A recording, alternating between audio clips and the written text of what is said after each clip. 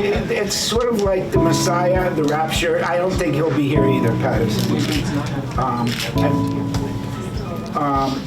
I am always encouraging writers. Look, I had several careers. I was in advertising, I was, and then I don't know how many of you are 42 years old. All right, but I don't know how many of you have gone through that you're doing really well in your career, and suddenly you realize, is this all there is? Am I going to do this?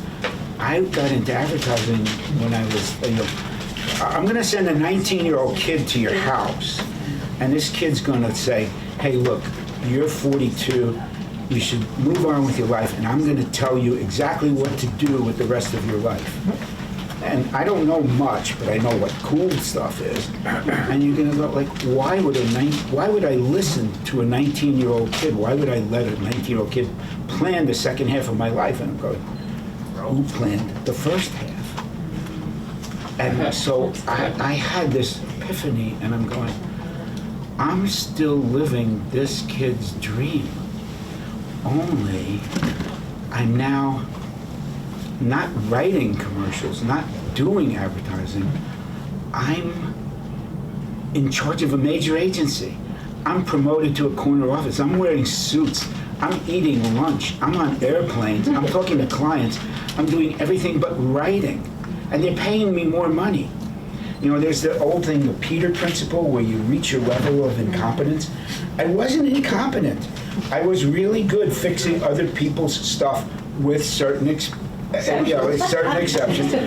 But it was like, and I said to myself, I have to write my way out of success, and I did. I wrote a play that got produced like 40 years ago, and it's still running all around the world. It was just in Hungary, and I remember it was in Hungary before, and I got the reviews from, the Hungarians sent me the Hungarian newspaper, and I show it to somebody in my family who was Hungarian, and I said, what does this say? And she goes, you don't want to know. But then the play I wrote wound up getting people in Hollywood interested, and then I wound up writing some pilots, and I did write my way out of advertising into the television business, which, if you think advertising is cutthroat, move to Los Angeles while your wife and kids are in New York, and there's a book I think it's called about show business. It's called Hello, He Lied. So, and I stayed there for a couple of years, and then when I came back, I said, okay, I'm going to open up a fruit store or something, but I wanted to do one thing before I checked out, and that was to write a book. And I wrote that book 20 years ago. And actually, I had lunch with Patterson, told him about the book, and he was very helpful. The man is like a genius when it comes to story.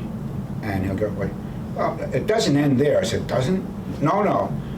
Once you get him there, kick it up a notch. I go, oh, God. But I figured out how to do it. And then that book took off, and here I am with my 15th book, and I just handed in my next one to Anthony, my publisher's back there. He's obviously, it's on his to-be-read pile. Definitely. Anyway, that's a little of my story, but what's your story, Eric? Well, my story is, I always wanted to write, always. I had a single mom, and she worked in a hardware store, and I would go to the hardware store after school, and it was the hub of the community. It was a small community, and there was always gossip, there was always politics, there was always storytelling going on. It was like people would go in and literally forget that they were there to buy something, go out to their truck and come back in and be like, oh yeah, I need 50 pounds of grass seed. And I was just enamored with that. And I had a father for a while before he left. He was a barber, and of course that's another hub. And I would sit there, and he would have these horror comics and these adventure comics, and I would read them. But I was just always paying attention and listening to people, listening to what they were saying. I was so enamored by it. And I loved reading at the same time. and read a lot of Encyclopedia Bound and Judy Blume and the usual Roald Dahl, and in 7th grade it was my first Poe experience, and that blew up my world. And in 5th grade I was the only boy in what was called literary lunch, which was the librarian of our school said, those of you who are interested in basically a book club, instead of going to the cafeteria, we're going to go to the principal's office or little conference room, and we're going to discuss a book a week. And I was like, okay, that's great, I'm in, and I started being able to tell stories, and I would tell rather dark stories for whatever reason. My mom was a huge noir fan and a huge Hitchcock fan. She had was in love with the movie Kiss of Death, and where the man That explains pushes a lot. someone down the stairs before he gives her a kiss. And whenever I was acting up, she'd say, "Eric, keep it up. I'm going to give you the kiss of death." and so I was always telling these stories, and my friends began to realize that when I was saying something as if it was real, I was telling a story. And one day, living in Vermont, some of my friends and I were deer hunters, and I was at the cafeteria before school started, classes started, and I'm at my table with my friends who know I'm just making stuff up. There's a table next to me that has no idea I'm making stuff up. They're like, "Hey, did you get a deer this weekend?" And I was like, "No, nothing, but I shot a skier." And they're like, "Oh yeah," and I just tell this story about how he was coming down the slope. I saw this blur through the trees. I opened up and ran out, and I was like, "Oh my God, I'm on Bolton ski slopes," and I got out of there. And then later that day, my mom had the police go to the hardware store, and the police went to my sister where she worked at the bank, and then they came to my house, and it eventually got cleared up because, of course, no one was reported as shot on the ski slope, and no one was missing. But my mom said, "Look, you can't just be telling these stories. People don't know when you're telling the truth or not." And my wife can attest to this. I'll just say something, and she'll be like, "Really?" And my 8-year-old son will be like, "No, Mom, not really. How do you not know yet?" She said, "Write them down. Write your stories down, and then people will know they're fiction." And this was like 9th grade, and so I started doing that, and kept at it. Started writing short stories, and got some published, and published my first book, Reap, within a couple months of finishing it. I wrote it most of it in a cubicle at a publishing company outside Boston, and wasn't really working, I was writing. And printed a rough draft out at a printer on a Friday night after work when I thought everybody was gone. And they weren't. The publisher was still there, and his office was right next to the printer. And he came out while my novels. And he said, "Oh, Eric, what are you doing here? This is great. A young editorial assistant, you're here on a Friday working late. This is great." And I'm like, "Yeah, this is wonderful." And he's like really putting in the time, and we're standing there, and it got a little awkward, and he's looking, and they're still cranking. I'm like, if he looks at one page of this, he's going to know that this is not. It was for Addison Wesley and Perseus Books, who did business and science books. He's going to know in a second, that this is not one of our books. And finally, he's like, "What are you printing out, a novel?" And I was like, no, of course not. It's a business book I'm printing out and taking home that I can look at. And so a month and a half later, I sold it to Viking Penguin and told them I quit. And one of my friends in the company said, "Well, tell them why you quit." And it was an amicable, I'll give my 2 weeks, but she was like, "Tell them why you're leaving." And I was like, no. And he's sitting at the head, and she's like, "Eric just sold his first novel." And he looked at me like, "I knew it." You owe us $35 for the paper and the, Yeah, so that's my sort of journey. And in between, I painted houses, and I did a lot of odd jobs. I worked for a mason and a roofer and all kinds of things. And then I worked a little bit in advertising for a while too, between books. A lot of people work a little bit. Yeah, for the Orvis Company, a fly fishing company in Vermont. Yeah. Yep. I'm sure when people who know you hear the story about your mom and the kiss of death, they go, well, that explains a lot. Yeah, It's like, I watched Psycho when I was like 9. Yeah, so. I can't compete with that. I mean, But she had tell us a very little good bit about your book, Eric. Well, this is a serial killer, FBI manhunt novel, and there's a career FBI agent. He's after this guy who's been murdering families across the country with no reason evident. He leaves them in these situations, the bodies in these situations, in these tableaus, basically of tied to chairs, and first they're tied to chairs in separate rooms, and then they're tied to chairs in the same room, and then they're facing each other, and then not facing each other, and there's no evidence. And the FBI director gives him a partner who is a remote viewer. That's the title, which means that he can see events as they're unfolding remotely.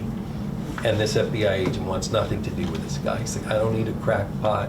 I don't need some psychic. I'm not Gus and Sean from Psych. I don't want this guy. But he's forced to work with them, and as they work, the reader is forced to wonder, is this guy for real? Along with the FBI agent. So you're sort of being convinced, is this guy for real? And he's a very enigmatic guy, and he's worked supposedly for the CIA and high-level things, locating, missile silos in North Korea, those types of things. And you're sort of slowly being convinced along with this FBI agent, and they've got to find this killer together. And that's sort of the setup of the book. And as the farther along you go, the more you realize there's something very strange with this guy, very mysterious, and there may be a link between him and the killer as well. They might have crossed paths at some point. It's a wicked and smart, everything you want in a great thriller. I guess so. That's what they say. That's what it's saying. Yeah. Is it a one-off or a series? No, the next one's coming out July 8th. And that's Remote the 5. It's sort of a countdown. There were 6 people involved in this government program that this first remote viewer was involved in. And so that's sort of where the 6 comes from. And then the 5 and further down. I have a copy of it on my TBR. And so Marshall, though, you have this new book, which is a standalone, and you did NYPD Red. So how did this come about? About me. She's great. It's so funny. I mean, I write. Maxine I can write a book once I have the idea in about a year, roughly. But this one took 7 years. It was. I had reached a crossroad. Again, my life is like a Czechoslovakian black and white movie. I'm sitting in a bathroom, like recovering from a hangover or something. But it was one of those moments where you say, I created the NYPD Red series for Jim Patterson. Most of the time, he gives writers an idea. My first book with him was a one-off, and I wrote it based on his outline. But then I went to him, I said, I have this really cool idea, Jim. It's an elite task force at NYPD who only cater to the crimes that affect the rich and famous. We're talking about baseball players and billionaires and actors. And he's going, it was just called NYPD Red, and the publisher, everybody loved it. And so I wound up doing the book. And it was a natural for a series. And I did 5 more books. NYPD read 1 through 6, and then Jim and I had an agreement that he was moving on to other writers. Let me think. I can't remember their name. Okay. President Clinton, Dolly Parton, Mike Loop. I mean, he started. Hillary Clinton. What? Hillary.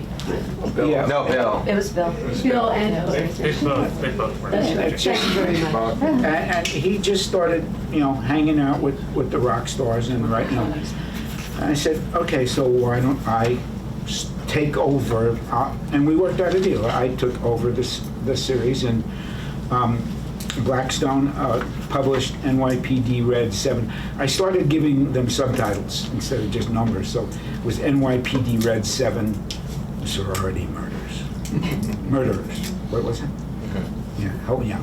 But and it did really well because I write differently when I'm not writing for somebody else. And I'm a character person. So anyway, here it is 7 years ago, and I'm thinking, I'm getting pretty good at this thriller stuff. I've conquered thrillers. I want to do something that's really challenging to me, and I don't know what it is. And I was noticing that along the way, I'm thinking of what to write, and I see this book, and then an idea came about. I'm plugging. This is for you guys. I'm hoping you sell this stuff. So the first chapter of this book opens with a lovely 92-year-old woman looking out her window at Fifth Avenue at Central Park. It's August and the snow is flying. It's a snowstorm. It's amazing. At the end of chapter 1, you find out that it's not snow.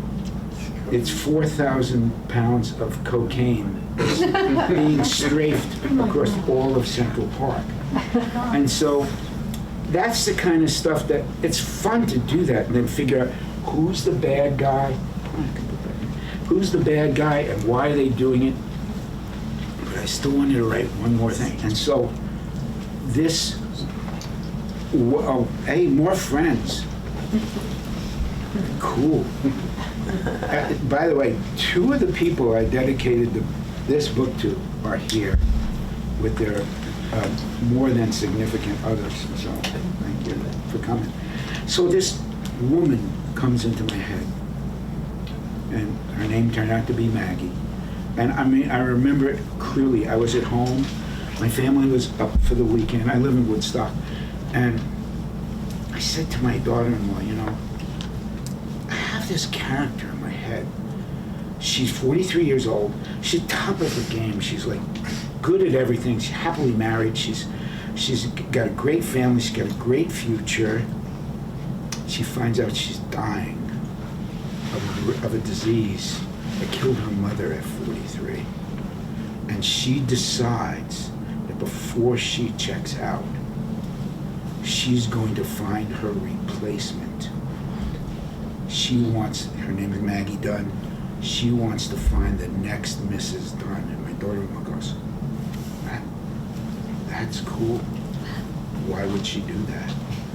Well, it's interesting. I asked about 50 women, I'm not kidding you, what would you do if you were Maggie and you find out that you're checking out and your husband, who's a great guy, is a surgeon, and is good, he's all things, he's a breadwinner, what would you do? And most of them said, well, kind of was like, well, I'd spend time with the family, I'd go to Disney World, we'd go on vacation.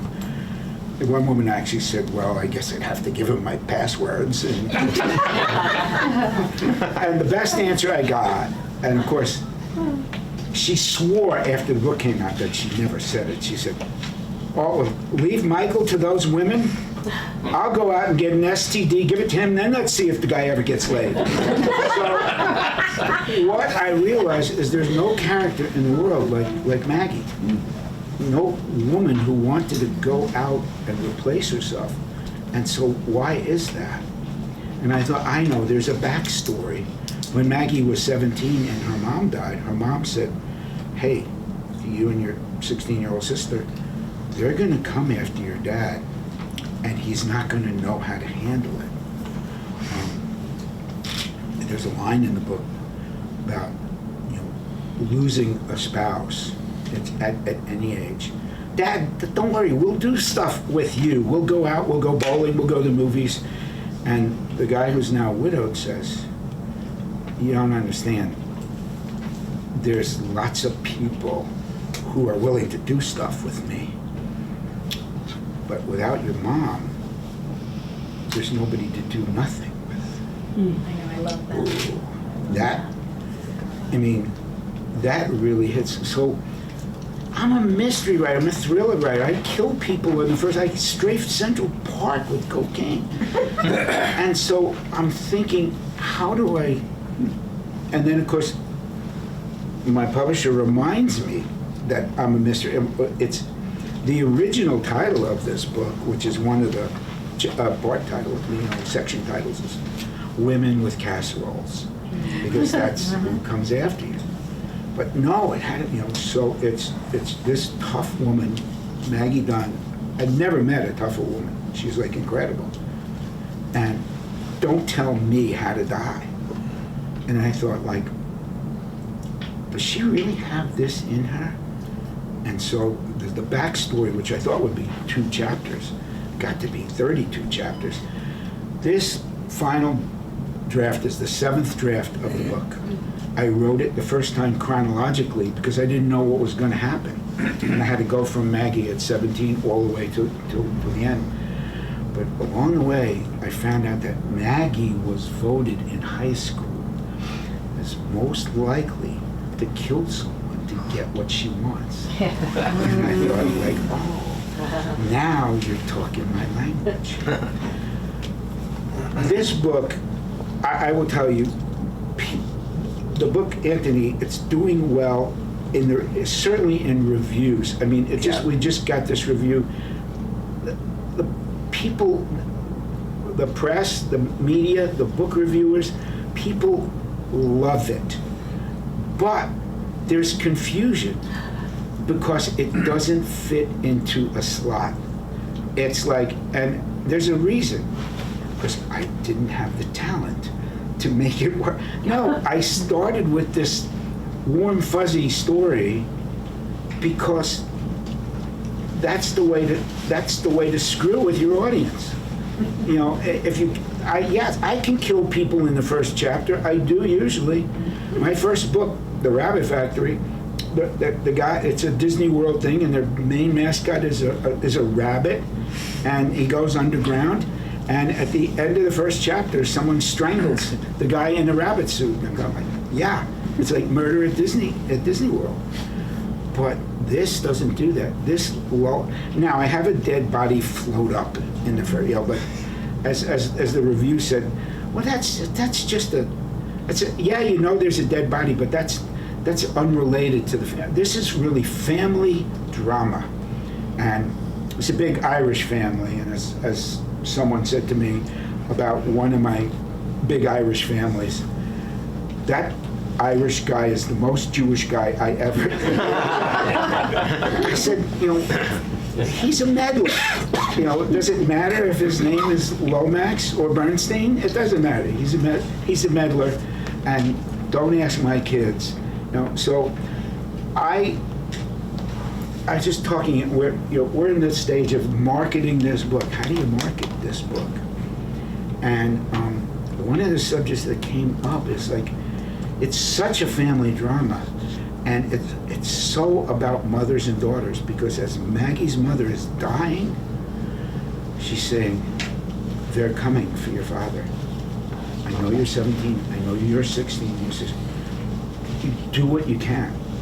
So when the women come with casseroles, the 2 sisters take the fancy pan, they put it in Tupperware, they wash out the pan, they say, here's your clean pan, you don't have to come back, right? There's a lot of head nodding, like, down in Florida, down in Miami, they call it the brisket brigade. But this book was a labor of love, and it's a book that's hard to pigeonhole. But is there anybody here who's read this book and, oh, wow. I'm still going. Oh, well, don't, you can't, I know. there's so many There's so many much. twists and turns. Say something about why they should buy the book, because we're here we're here to support, name of books. I really think it's about when you get a diagnosis. Unfortunately, I had one in the past couple of years where Yes. you're just not sure what's going to happen. In her case, she knows it's Right. not going to be good. To me, it is out of the ordinary for a woman to take control of her life at the last bit she has.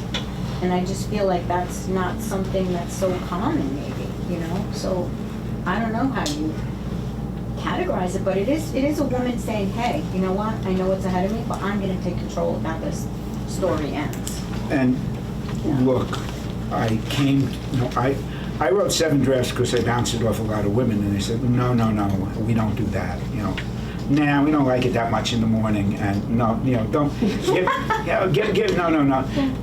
You know, but the one thing I could relate to Maggie is she's running everybody, she's the CEO of everything. And just between us, and then you can, my wife's nickname for me is Mike, last name Row Manager. So, there are a lot of people here in this room that actually helped me with this book. Can I say that you helped? One of the characters in this book is a place called Magic Pond. It is like a 2-acre pond in the middle of this beautiful upstate New York, mid-Hudson Valley town. And my friend Karen over here is a water specialist, chemist, Department of Environmental biologist. No, but I called Karen and said, and she didn't want to name the book. She told me, you know, I mean, the thing is that the pond becomes a big part of the book because there's a big real estate conflict. There's so many little pieces. Anthony, help me out here. How do I land the plane? You don't. You're still flying. Okay, cool. Anyway, I am really thrilled. I'm wondering if you guys who read it or who didn't have questions or talk about writing. Oh, you look like you're going to maybe write something. I'll give you my favorite quote. That has a lot of. There's books here. There's books here that you could buy. Anne Lamott, Bird by Bird, brilliant book, and even Stephen King. On writing. It's not there's no dead bodies. It's on writing. It was so helpful. And Anne Lamott tells you it doesn't matter. Write crap. Just write it. Right, yeah. And I on my website, last name Karp, not manager. Okay. Karp Kills. I have a whole section on trying to help and encourage other writers and quotes from famous writers who. Every famous writer, Mark Twain, James Patterson, Stephen King, all of them, they all started like, I don't know, I have a book, I hope I can get it published. You got yours published, you know, big. Yeah, Stephen King threw Carrie in the trash. That's the big, big lore, you know, and his wife took it out of the trash when they were living in a trailer and had a young son. I just did a video that there was this writer back in the late 50s who wrote this book, you know, on a typewriter, so there's only one copy. It's not, you know, it's not in the ether. And she hated it, and she's in a hotel in New York City, and she throws the thing out the window, and it all scatters all over Park Avenue. And she calls her editor and says, "I can't do this anymore." And he says, "Just get your ass down to Park Avenue, pick up every single page." And that author's name was Harper Lee. And that book is the book, To Kill a Mockingbird. And so here's my favorite quote of all the quotes I did. And it's from this guy, Richard Bach, who wrote Jonathan Livingston Seagull. It's a book about a bird who's looking for himself, and it was the #1 bestseller 2 years in a row. Okay? And it's a professional writer is an amateur who didn't quit. What's your first name? Michelle. Michelle. So. I've written some things, I've submitted some things, but Right. it was a while ago, and then I But- kind of you Yeah, know, but- life got in the way, Oh, whatever. you no, know, no, things do. I But thought I my- always want to go back to it, I do. Do it. Can I ask you both though, like, when you have characters, it always seems like when writers are talking about their characters, it's as if they're talking to you. Like, Yeah. like they're They are. people, and Yeah. I'm wondering, like, when did that happen for you as a writer? Right from the very beginning? Or, Yeah, there's images for me, and there's dialogue, and there's snippets that come to me out of the blue, just, and they hound you, and Yeah. you know, they don't let you go. And the ones you listen, the ones that they just keep after you, you know, and it's a very strange, odd thing, really, when you think about it. And the only way to get them out of your head is to get them on the page.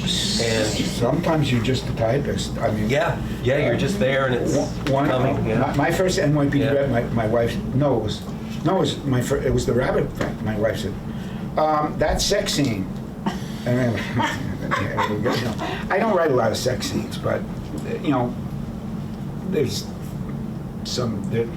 I said, I didn't know they were going to get together. I swear, I was. They were. They was. He was in the. They were in the parking lot, and she was in her car, you know. And all of a sudden, they're banging like butt. I said, I'm just, honey. I said, that's not here. Trust me. But characters do. I mean, Maggie told me who she was. Characters do that all the time. Yeah.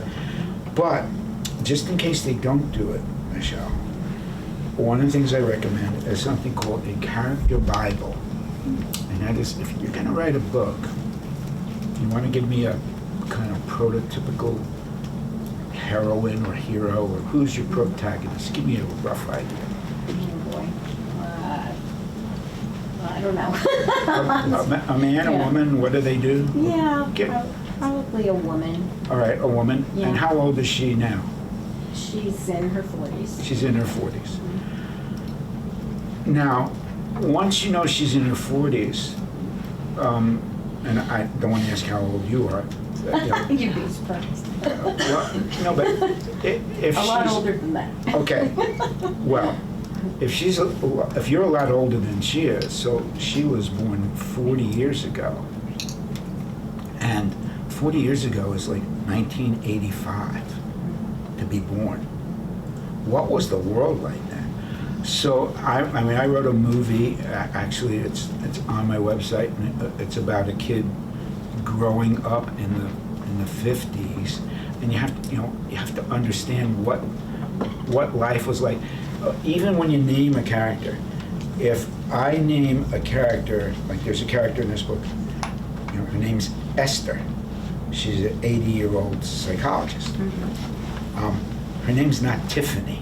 Right. Okay. And, Yeah. And Yeah, I could see I that actually, right when you said I that. go to, Yeah. I go to, I have a book of 100,000 names, and I need a book of someone who was born in 1940s. What was the most popular names in the, you know, it wasn't there were no, my grandmother was not named Madison. Nope. Shirley works. That's my mom. Yeah, Dolores. you know, Edith. Yeah. So, but then you say, okay, what does your character do? What does she do for a living? Do you know? She's like an art dealer and travels. Okay, she's an art dealer and she travels. Do you know how she got into that? No, but you will. Yeah. You sit down there and say, okay, so we'll call her Michelle for now. She grew up. She was born. So by 2005, she was 20 years old, and she was into art. What motivated her to start going out there? And then you slowly write. My main character in the Lomax and Biggs books, Mike Lomax, have a 20-page Bible about things, and you think you will never ever use any of this material. Just get to feel what were his parents like. What we have. Then I think, like, why did he want to become a cop? Well, he solved a crime when he was 14, just because he's smart and he figured out who killed him. And that story wound up being part of the book. And so for those of you who want to write, you spend a lot of time with your characters inventing the person you want them to be and letting them tell you what, you know. But also, if you're just reading a book, I think what's important is to see, does that voice ring true? Does that character, do you believe that character? For me, characters above all, it's got to be an interesting story. I mean, 4,000 pounds of cocaine, yeah. Woman who's gonna has 3 months to find a replacement, cool. Murdering Mickey Mouse in the first chapter, but the characters have to be. Gentleman in the balcony. I want to say you both inspire me, and I have told Marshall how much I love Don't Tell Me How to Die. I had not had the chance to tell Eric, though I hope that I didn't, on a Zoom call, I mentioned to you Lilith, and I wanted you, Yes. when I read that book, the strength, the unity, really your characters in Lilith, can you tell this, because that book just came out, what, like a month or so ago, 2 months ago in paperback for the first paperback, time? And can you talk a little bit about that plot line and what that's all about? Sure. So Lilith is about a woman who, she's a kindergarten teacher, and she has a young son, and she's a single mom, and they're victims of a school shooting. And her son barely survives, and while he's in the hospital in the ICU, she starts seeing all the television and the talking heads for the extreme gun advocacy group, you know, twisting everything around and making it, you know, like somehow people are using school shootings to take away, you know, all of that stuff. And she just can't take it anymore. You know, she's just like, who's going to do something about this? And it's on the day that they were supposed, her son is shot and she's victimized on the day that they are supposed to, they do their lockdown days, and of all things. And it's really her story of no one's going into that day. She's thinking about it. She's thinking about, how are we here again? How are we? And I come from a couple generations before, where she's asked by a student that morning, you know, did you have lockdown days when you were a kid? And she's like, no. And she's like, well, how come? You know, she's like this innocent little six-year-old kindergarten girl. And she's like, we didn't need to. She said, well, why? And she's like, I don't know, but something changed. Something fundamentally has changed in this country. Something fundamentally has changed with the value of life, and the shift from using firearms mostly by all the previous generations for sport and for hunting, to suddenly, when hunting and sport starts to decline, the gun manufacturers have to think of a way to keep selling them. So they make people feel like they're unsafe in their own homes, and they make people afraid of this group. And suddenly, instead of going into a gun shop where it's local guys talking about hunting and getting, a gun, and once you find a good gun that you want to hunt with, you have it for 20 years, like a good set of golf clubs, or 10 years. You don't keep going and buying, skis every year. Then when you find, oh, I really like these, or I really like these golf clubs. So they need to sell more continuously. So anyway, she decides she's going to take a course of revenge.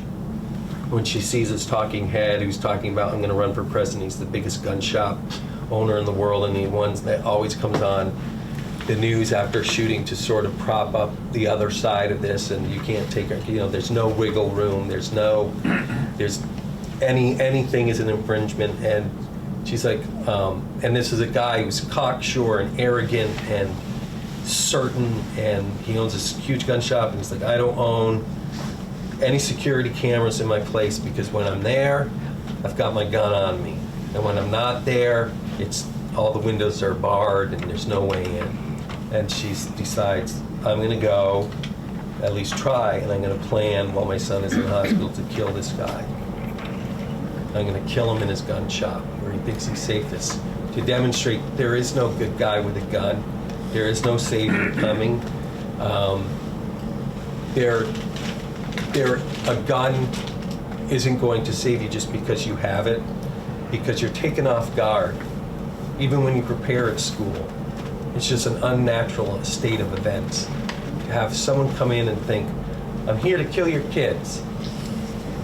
And so she takes it upon herself, and when she organizes and structures it, and she works with her great uncle that's up in Michigan, and been to Vietnam, he has these guns, and she gets a certain gun as a Trojan horse, and contacts this guy and says, I have this gun, are you interested? And it's an illegal weapon, but he's still like, yeah, I'll see it.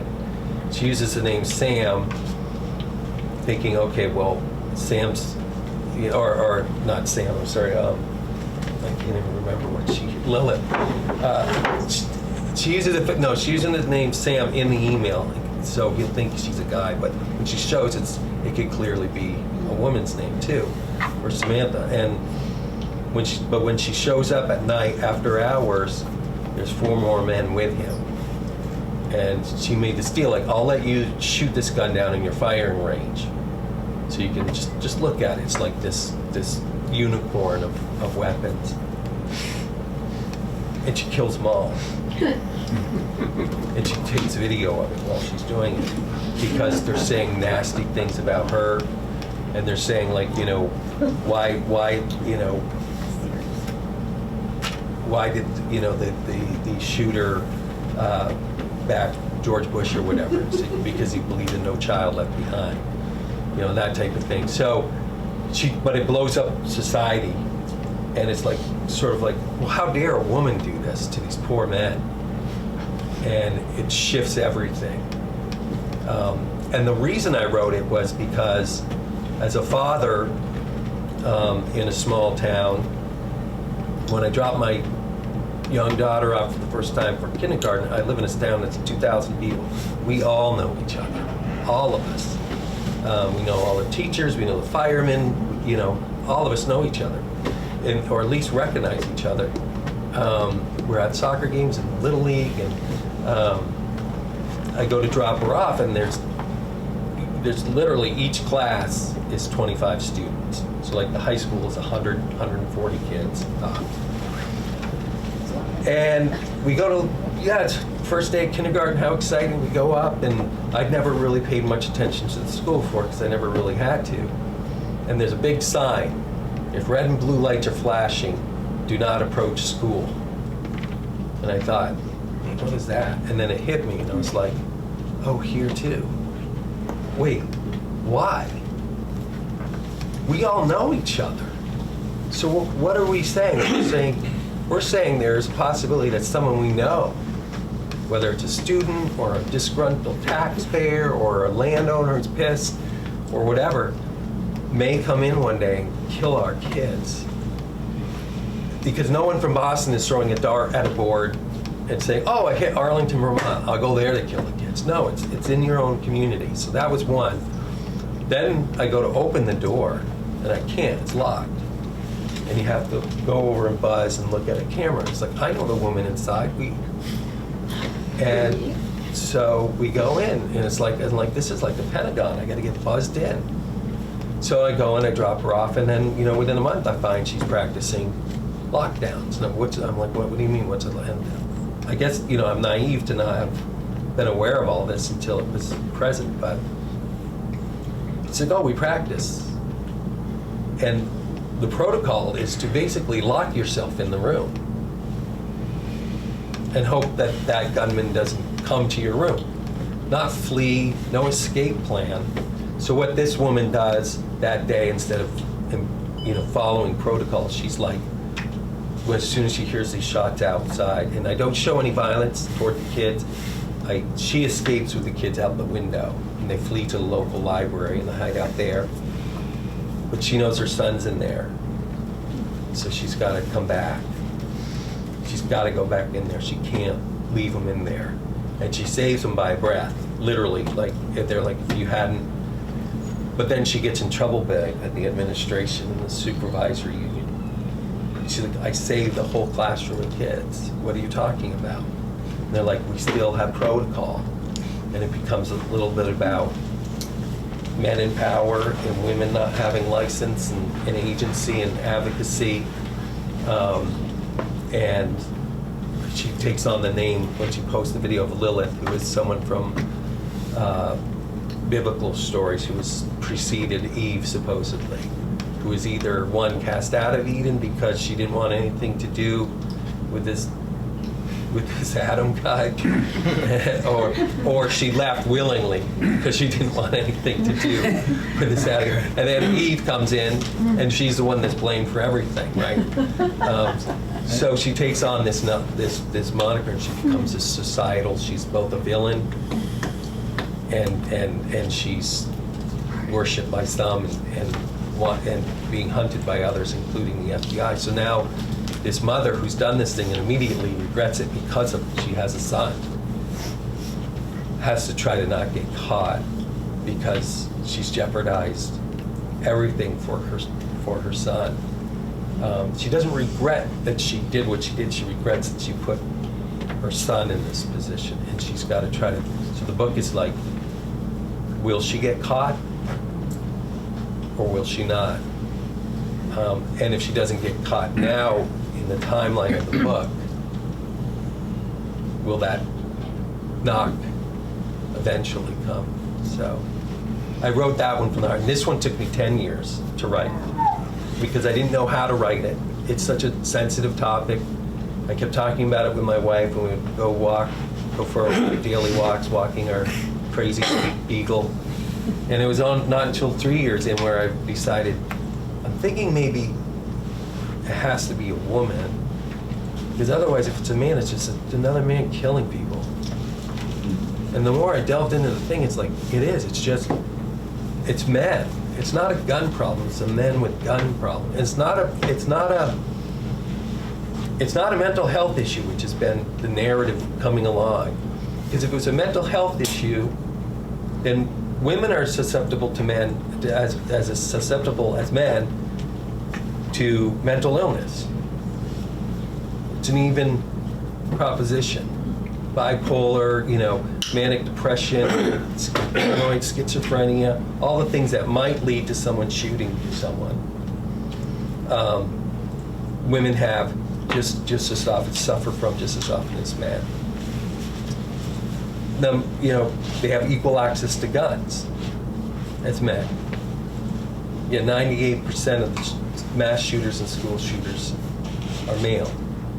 So if it's mental illness, that kind of takes it out of your hands. Like you can't sort of navigate yourself away from not doing it. And it's just, it's a fallacy from all the research I've done. And this is a woman that takes it upon herself for justice. So in a way, it's a revenge story, but then it's, how does she get out of it? And does she get out of it? I'm slightly biased, but I think you're two of the finest character development writers in the industry, in very different ways. You're not Yeah. slight. You're not slight. You're not slight. Blinded. Questions from the audience? Yes, I Or now think of you as questions from the hostages. It's like, Would you each read a page?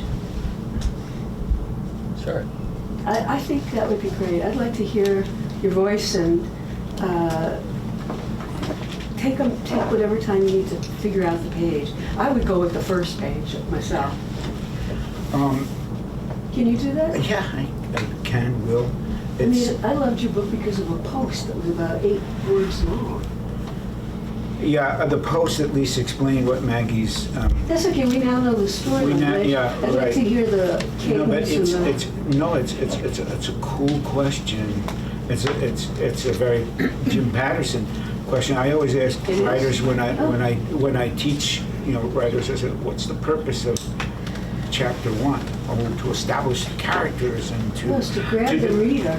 It's to get people to read chapter 2. Right. Yeah. It's that simple. So, Is to get people same as to read. and I will tell you that my chapter 1, I like I said, I wrote this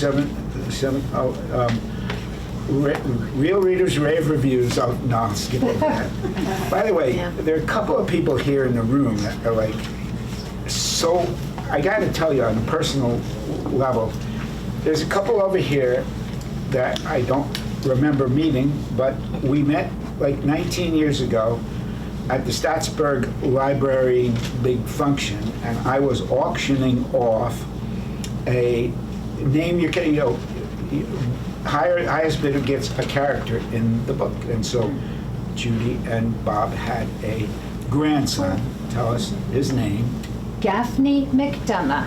Oh, I love that. And You also did so Marshall. I made Gaffney McDonough, who was like 3 hours old at the time, right? Brand new. I made him into a private detective, right? Yes. With a baby face.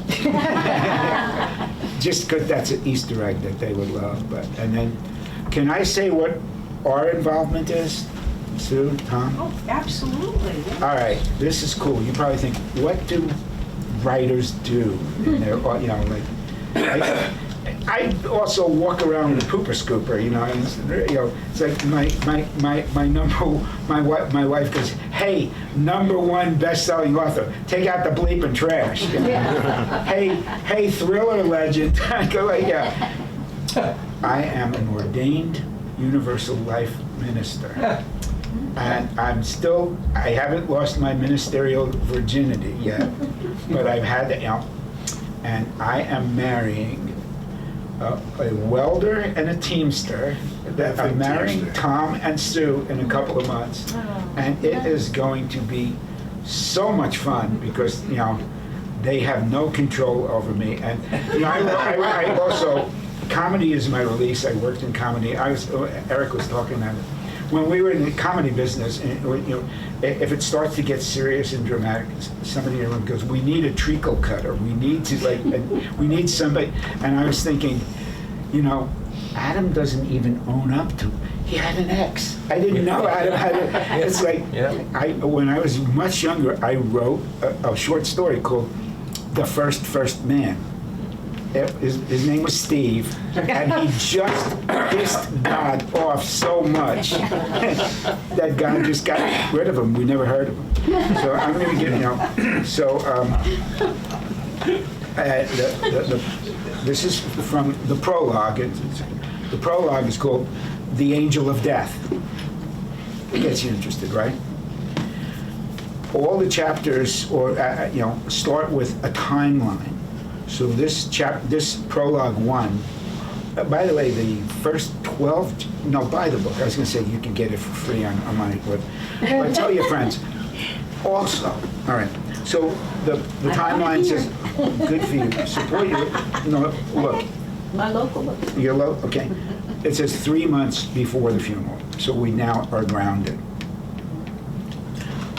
Should I stand? I don't know. I don't. Are you tired of sitting? Act What? it out. You're tired of sitting, stand.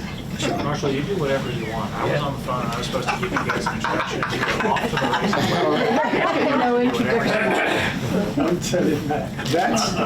introduction. That's John, my straight man. No, okay. So, 3 months before the funeral, at 6'8", 360 pounds, Irv Hollingsworth was not only the biggest TV weatherman in Hartstone, New York. His larger-than-life personality and his flair for showmanship had made him the most popular in the county. Which is why instead of reporting from a warm, dry studio that watershed June morning, Big Irv, dressed in bright yellow waist-high waders and a matching XXXXL slicker, was broadcasting live from Magic Pond during a torrential downpour. "I'm here at Hartstone Medical Center," he said, letting the rain lash his face for effect. "The hospital has been operating on auxiliary power for the last 12 hours, and I do mean operating. I spoke to the chief surgeon, Dr. Alex Dunn, and he told Channel 6 that despite this nor'easter, it's business as usual inside. But outside is a whole different story."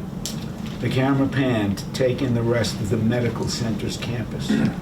Big Irv slogged across the muddy grounds to the swollen edges of Magic Pond, which had crested far beyond its banks. Normally, this is where hospital workers and locals would be sitting around enjoying their morning coffee, he said, stopping at a partially submerged bench, its seat lost beneath the murky waters. But as you can see, Magic Pond has...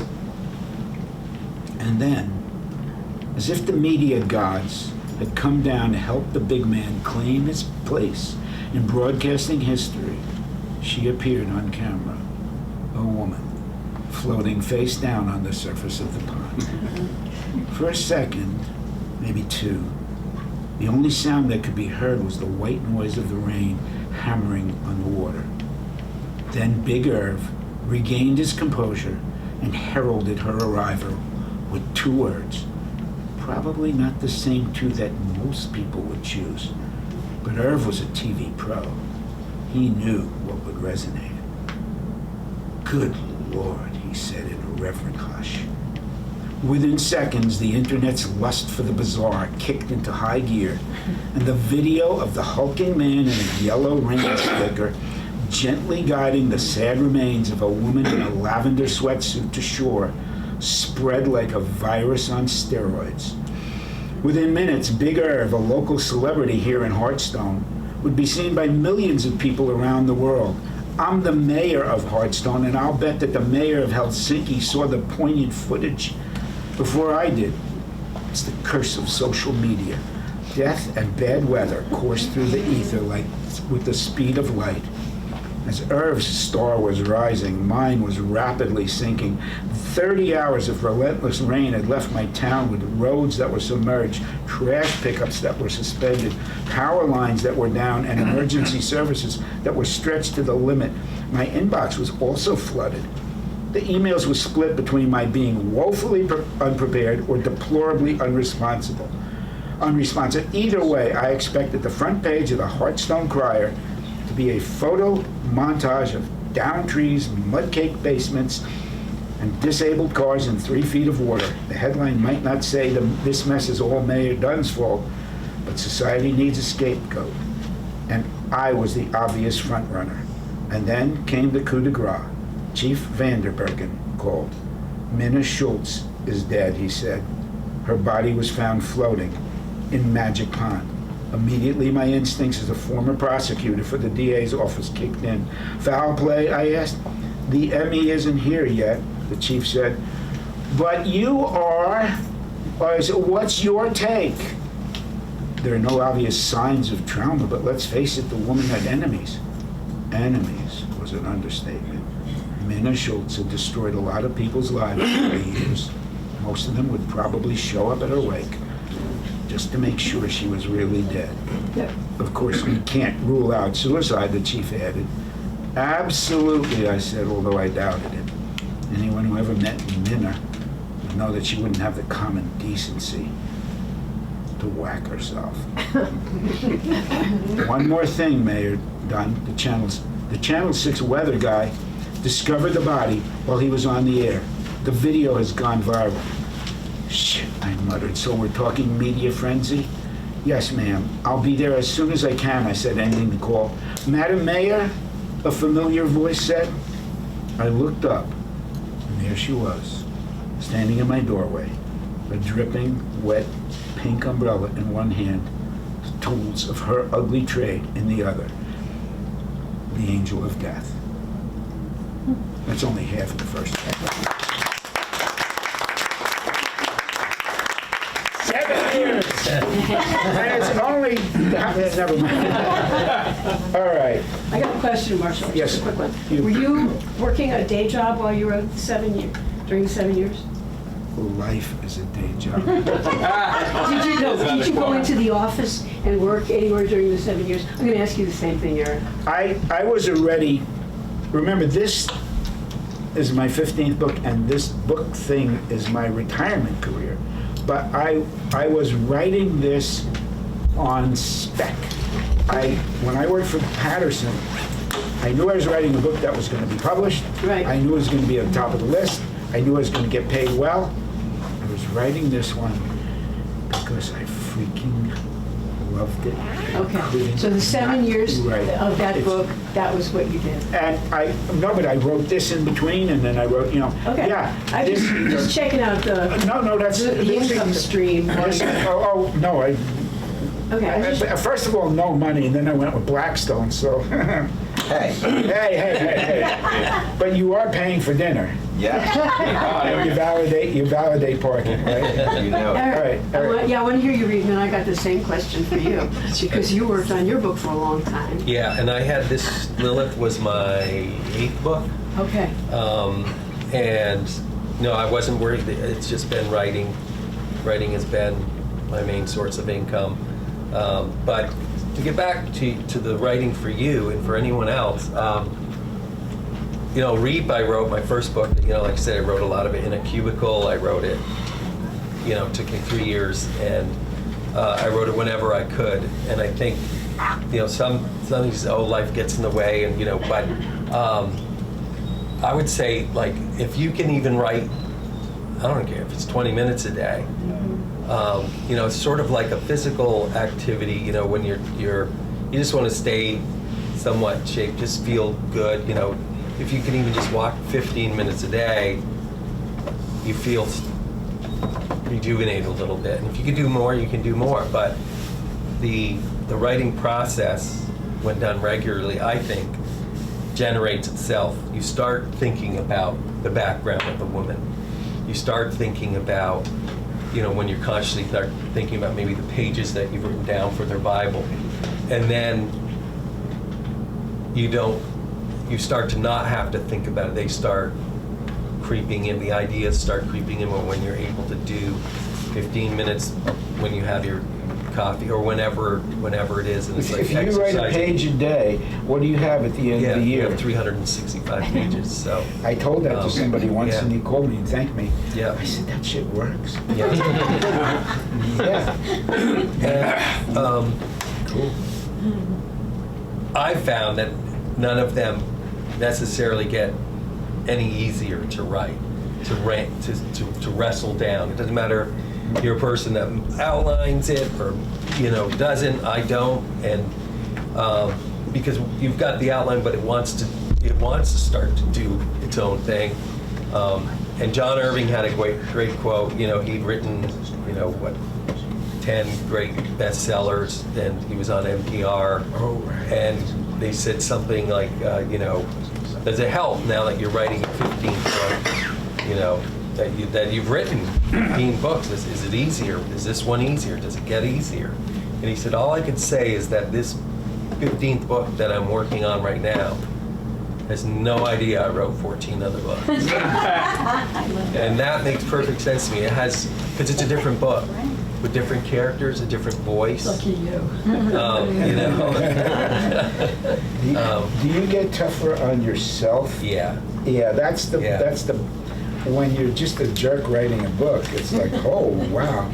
But then when you start to get standards, Yeah. Yeah.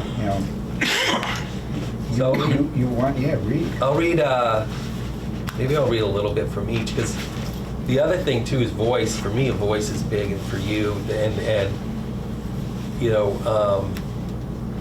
like this book, Remote, I get into the minds of the remote viewer, the FBI agent, and the killer.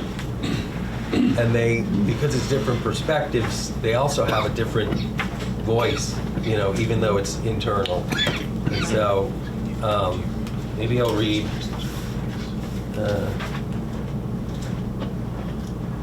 and then I'll read like a passage from Lilith to show like the difference in voice and how that can help get a character I across. think after that, we'll have time for just one more question. Okay. Running a little bit long.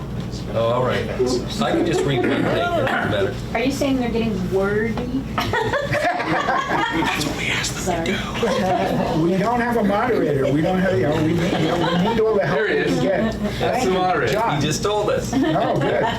Make it So I'll read snappy. this from Lilith. This is very short. This is when the woman, mother, goes to the school with her son.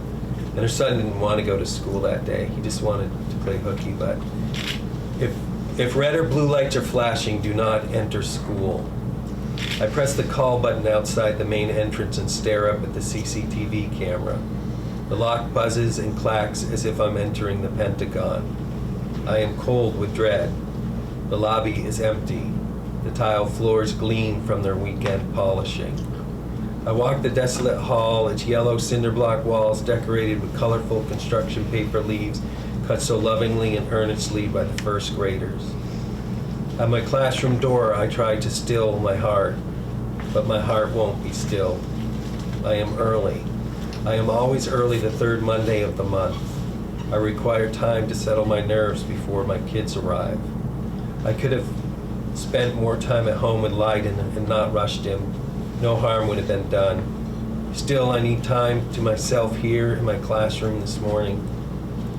What has become of this world? I wonder for the 1000th time. The millionth. What went so wrong that the morning's task before me has grown so rote that teachers and children alike perform it without qualm or question, as if it is normal. It is not normal. It is a tear in the fabric, a societal psychosis. It claws my heart ragged and drowns me in helplessness, as if I am the one failing the children, as if I am the one responsible for this godless state of affairs. I sit at my desk. My temple flutters. I stare at the nap mat stacked in the corner of the room. Goldfish swim in endless circles in their fishbowl perched on the window ledge. 2 hamsters scurry on their wheels, getting nowhere for all their effort. The second hand of the analog clock, wall clock, ticks. Tick, tick, tick, tick, tick. I wish the clock would stop. I wish time would stop. I wish I could go back in time before all this began. But back to when? When did it begin?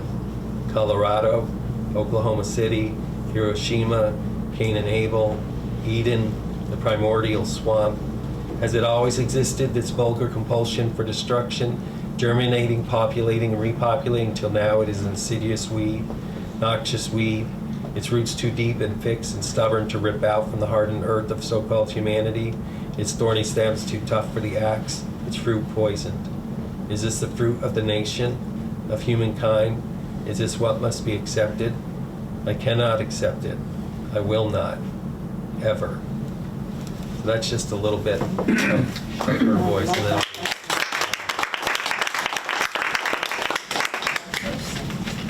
And now we'll go to the mind of a serial killer.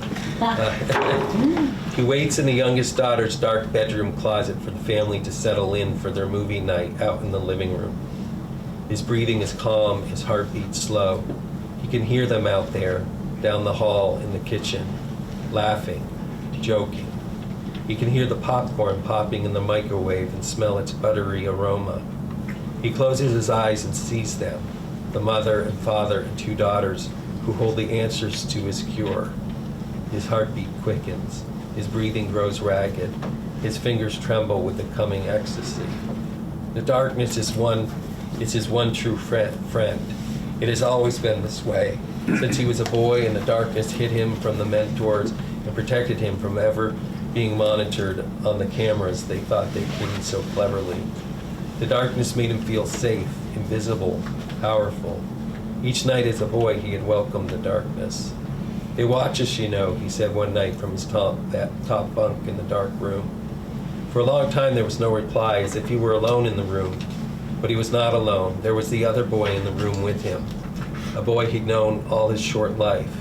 He knew the boy was there because he had always been there, and because he could hear him breathing in the short, shallow, nasal way he had when he was nervous, which was often. So nervous, that one. Not like the others. And he could smell the minty scent of his toothpaste and the soapiness of his shampoo from preparing for bed. But he could not see the boy because the room was dark. Still, he knew he was there.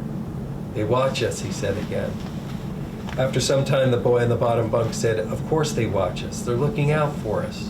They keep us safe, and they need to gauge our progress. I mean, they have cameras everywhere, even in here. If the lights were on, if we weren't in the dark, they'd be able to watch us right now." "I haven't seen any cameras," the boy said. "You haven't been looking. I have, and I watched them back." "You shouldn't do that," the boy said. Why shouldn't I? It's against the rules to use their rules. It's a one-way street with them. They do whatever they like, but we must obey, harness ourselves. Everything is their rules. You ever think why? Because they're the mentors, the boy said, and we're the kids.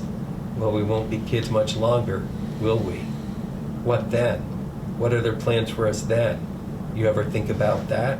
What they're going to do with us? I don't think, no, you don't think. Well, I think, and I watch them. Don't say anything, the boy said. I don't want to know. We're not supposed to discuss them, or we're not supposed to do anything except what they tell us to do. And I, for one, the sound comes now from down outside the bedroom closet. The youngest girl. She strolls into the bedroom whistling. He closes his eyes again and sees her, getting a pair of slippers from the floor at the end of her bed. He can see her walking back down the hall to the others. Within the hour, when the girl and her family succumb to him, when each of them is tied to a chair, he'll arrange them so they are set closer to each other than any of his previous subjects. He'll give them every edge he can, every possible chance to perform for him and demonstrate what they are capable of doing. He'll be generous that way, and patient. He can give his subject only so much slack, though. He never got slack from the mentors. It was always push, push, push, push. More, more, more. Look how that worked out. He is a husk. He needs them to help him, replenish him, not be selfish as the others have been selfish. This family, they have answers for him. They must have the answers. They must accept who they are and rise to the occasion, or they will be to blame for his needing to discard them and move on to the next family. In his mind, he goes over what he needs to do, what he needs them to do for him. Out in the kitchen, the microwave timer beeps. It's time.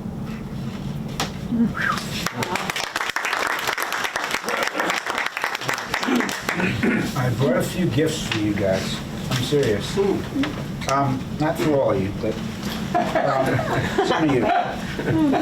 No, when we did NYPD Red 7, and Danny, I may ask you to help me out here.